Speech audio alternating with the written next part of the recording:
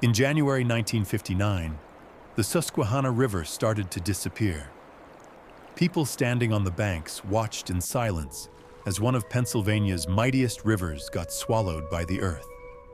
A massive whirlpool, 100 feet across, had opened in the middle of the water, pulling everything down with it.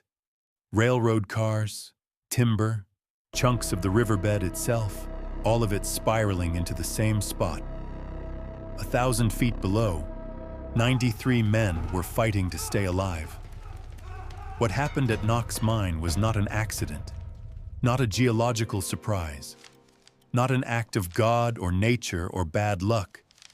It was a decision made in an office by men who had never spent a single day underground, to remove the one thing standing between a working mine and a river that had no idea it was being invited in. And they knew exactly what they were doing. How does a company reach the point of illegally mining the only material holding an entire river above its own workers? What did the miners who noticed the warning signs, the cracking roof, the water seeping where it never had before, hear when they spoke up? And when the ceiling finally gave way and the Susquehanna came pouring through, what happened to the 12 men who never made it back to the surface? To answer that, we need to go back to the moment the decision was made. By the late 1950s, the anthracite coal industry of northeastern Pennsylvania was dying. Not slowly, not gracefully. It was collapsing the way exhausted things collapse. Suddenly, after years of strain that everyone had pretended not to notice, the big companies were pulling out. Mines that had operated for half a century were shutting down. Towns that had been built around coal were watching their reason for existing disappear, one closed shaft at a time. The Knox mine was owned by the Pennsylvania Coal and Coke Corporation. But the men who actually controlled what happened underground worked for a company called the River Coal Company, operated by a trio of businessmen, William Hasty, William Tribbiani, and Averill Myers. These were not engineers. They were not geologists. They were businessmen in a shrinking industry, watching their margins compress, looking for every possible way to extract more coal before the whole operation became worthless. And there was coal they weren't supposed to touch. Federal and state regulations governing anthracite mining in Pennsylvania were explicit. Beneath navigable rivers, mining companies were required to leave a protective barrier of coal and rock in place, a pillar of unmined material thick enough to prevent the river above from breaking through. In the Wyoming Valley, beneath the Susquehanna, that barrier was supposed to be at least 35 feet thick. It existed for one reason. Without it, the river came in. Every mining engineer in the region understood this. The men running the River Coal Company understood it too. They understood it and made a calculation. The barrier coal was valuable. The regulations were inconvenient. Enforcement was inconsistent. And the company needed money. They began mining the barrier. Not all at once. Not in a way that would immediately attract attention. Gradually, over months, tunnels in the Knox mine crept closer to the riverbed. Support pillars that regulations required to remain in place were cut away. The protective ceiling above the tunnels grew thinner. Workers in those sections noticed the change. Some of them said so. A miner named John Doyle later testified that he had seen conditions in the river barrier section that frightened him. The roof was cracking. Water was seeping through in places it hadn't seeped before. He raised his concerns with a foreman. He was told to keep working. State mine inspectors visited the Knox mine during this period. Their reports noted some irregularities. Citations were issued. Fines, where they existed at all, were modest. The cost of doing business weighed against the value of the coal being extracted. No operation was halted. No section was sealed. The inspections came, generated paperwork, and changed nothing. Meanwhile, The winter of 1958 into 1959 had been harsh. The Susquehanna was running high with snowmelt and rain. The river was heavier than usual, pressing down on a riverbed that was pressing down on a ceiling that had been quietly, methodically weakened by men who needed one more season of production. On the morning of January 22nd, the day shift descended as usual. The tunnels looked the way tunnels always looked. The sounds were the sounds men had long since stopped noticing. Somewhere above them, through hundreds of feet of rock and coal and riverbed, the Susquehanna moved in the January cold. The ceiling between them was, in places, less than 4 feet thick. No one on that shift had been told. At approximately noon on January 22nd, 1959, a section of the Knox mine's roof gave way. It didn't give way all at once. It began the way these things always begin. A crack, a groan, a small collapse in one corner of a tunnel that had been pushing its luck for months. A piece of the ceiling dropped. Then another. Then the river found the gap. Water entered the mine slowly at first, a trickle through fractured rock, the way water always finds its way through anything given enough time and pressure. Miners in the section heard it before they saw it, a hissing sound that didn't belong underground, coming from above and to the left, growing louder by the second. Then the roof opened. What followed was not a flood in the way most people imagine a flood. There was no wall of water rushing down a corridor. The Susquehanna River didn't pour through a hole. It came in everywhere at once, through cracks, through joints in the rock, through every weakness in a ceiling that had been stripped of its structural cold by months of illegal mining.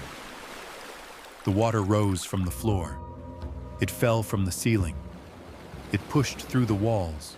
Within minutes, entire sections of tunnel were filling faster than a man could run. The miners ran anyway. The Knox mine was a labyrinth, tunnels branching off tunnels, some of them marked, some of them known only to the men who had worked them for years.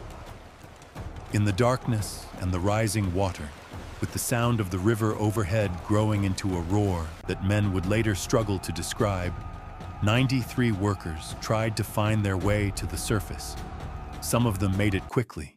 Miners working in sections farther from the breach heard the alarms, felt the change in air pressure that a major collapse produces, and moved toward the exits without hesitation. Decades of underground instinct kicked in. They didn't wait for confirmation. They ran. Others were not so fortunate. 12 men were working in tunnels close to the initial breach. By the time the water reached them, the passages leading back toward the main shaft were already flooding. They moved deeper into the mine, away from the water, searching for higher ground in a place where higher ground meant a few extra inches of tunnel ceiling above the rising surface. Some of them found air pockets, small voids in the rock where the water hadn't yet reached, and pressed themselves into them, waiting in the dark for a rescue that might never come. On the surface, the river was doing something no one had ever seen. The Susquehanna was draining. A whirlpool had formed above the breach, a massive churning vortex in the middle of the river, pulling water down through the collapsed riverbed and into the tunnels below. Eyewitnesses on the banks stood in silence, watching the river disappear into the earth. Railroad cars that had been sitting on a nearby rail bridge were swept in. Timber, debris, chunks of riverbed, all of it pulled down through the hole and into the mine. The whirlpool grew wider as the breach expanded. At its peak, it measured approximately 100 feet across. Rescue teams descended as quickly as they could, but the mine was filling faster than any pump could handle. The water was not clean river water. It was black with coal dust, thick with debris, moving through tunnels in currents strong enough to knock a man off his feet. Rescuers who entered the flooded sections had to turn back. The conditions were beyond survivable. Of the 93 men who had gone down that morning, 81 made it out alive. 12 did not. 7 bodies were eventually recovered from the mine in the days and weeks that followed. 5 men were never found. They remain in the Knox mine today, sealed inside the tunnels that became their tomb when the river came through the ceiling. The effort to stop the flooding consumed everything the region had. Engineers attempted to plug the whirlpool by dumping materials into it. Mine cars, rock, culm, anything heavy enough to slow the flow. For days, the river kept winning. It took an enormous coordinated effort, eventually dropping hundreds of tons of material into the breach, before the whirlpool finally closed and the flooding slowed. By then, the damage was done. The Knox mine was finished. The tunnels that hadn't collapsed were permanently flooded. The men who had worked them for decades would never go back down. And in the silence that followed, after the river had taken what it came for, and the pumps had done what they could, and the families had been told what there was to tell, the question that had been hanging over the Wyoming Valley since the moment the roof gave way finally demanded an answer. Who had done this? Not the river. The river had only gone where it was invited. Who had stripped the barrier? Who had cut the pillars? Who had looked at a regulation designed to keep men alive and decided it was inconvenient? The answer was already known. The question was whether anyone would be held responsible for it. For once, someone was charged. In the months following the Knox mine disaster, a grand jury indicted 7 men connected to the River Coal Company and the Pennsylvania Coal and Coke Corporation. Among them were William Hastie, William Tribbiani, and Averill Myers, the men who had authorized the illegal mining of the river barrier. State and federal investigators had little difficulty establishing what had happened. The evidence was not ambiguous. The barrier had been stripped. The regulations had been violated. 12 men were dead, and 5 of them were still underground. In 1960, several of the defendants were convicted. Hastie, Tribbiani, and Myers received prison sentences. It was, by the standards of American industrial disaster history, an almost unprecedented outcome. Men in suits, men who owned companies, men who had made the decisions from offices far from the tunnels, actually convicted, actually sentenced. The families of the Knox mine victims had something that the families of Johnstown never got, that the families of Aberfan never got, something that looked, from a distance, like justice. But distance is where it stayed. The sentences were short. Appeals stretched the legal process for years. The men convicted served limited time. The corporations involved had already collapsed by the time the verdicts came down. There were no assets to seize, no ongoing operations to shut, no financial penalty that meant anything to anyone. The anthracite industry was gone. The Wyoming Valley was already dealing with the longer, slower disaster of economic collapse that follows when the only industry a region has ever known disappears overnight. The Knox mine itself was sealed. The tunnels remain flooded today. 5 men remain inside them, in the dark, beneath the Susquehanna River. 65 years after the morning they went to work and the ceiling came down. The disaster did produce change. Federal mine safety legislation was strengthened in the years that followed. The Knox mine disaster became a case study in engineering programs and regulatory hearings. The specific violation that caused it, illegal mining of river barriers, became subject to stricter enforcement and heavier penalties. None of that helped the 12 men who didn't come home on January 22, 1959. None of it helped the families who spent decades wondering whether the men still underground were ever coming out. In Port Griffith today, there is a memorial. a modest marker near the river, noting what happened and who was lost. The Susquehanna runs past it every day. The same river that swallowed a mine and 12 men on a January morning, running the same course it always has. Over the same riverbed it broke through once, when men who should have known better decided that coal was worth more than the ceiling holding the water back. The whirlpool is gone. The river looks like any other river.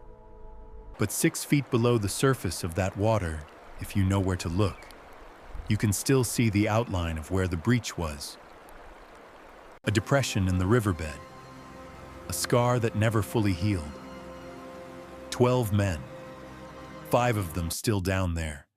0 of the corporations that employed them still exist to answer for it.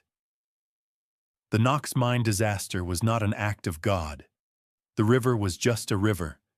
It went where men made room for it to go, through a ceiling that regulations required to stay intact, through a barrier that executives decided was worth more as coal than as protection, through a gap that opened because the men who ran the operation weighed 12 human lives against one more season of production, and found the lives wanting.